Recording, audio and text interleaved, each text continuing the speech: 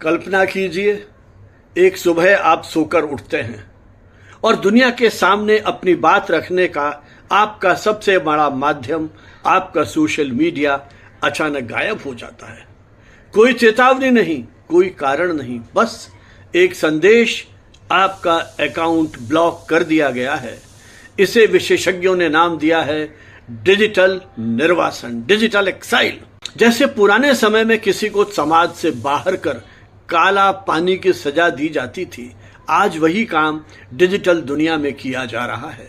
हाल ही में पश्चिम एशिया की नीतियों या महंगाई पर सवाल उठाने वाले पत्रकारों और एक्टिविस्ट के साथ यही हो रहा है।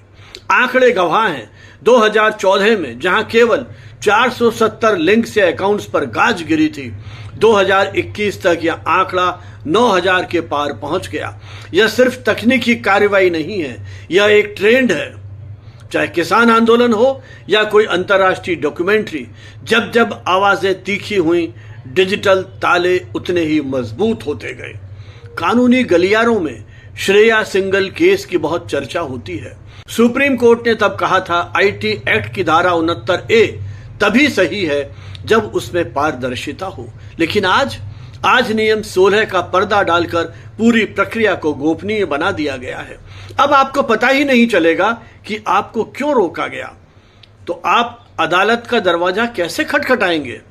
अक्सर कहा जाता है लोकतंत्र में जनता बोलने के लिए स्वतंत्र है, लेकिन क्या वह बोले रहने के लिए भी स्वतंत्र है? जब सरकार के अलग अलग मंत्रालय खुद ही जज और जूरी बन जाए तो निष्पक्षता की उम्मीद धुंधली पड़ने लगती है। एक पूरे अकाउंट को ब्लॉक करना किसी व्यक्ति को सार्वजनिक चौक से बेदखल करने जैसा है। यह केवल व्यक्ति की आवाज बंद करना नहीं, बल्कि उन हजारों लोगों के सूचना के अधिकार पर प्रहार है जो उसे सुनते थे।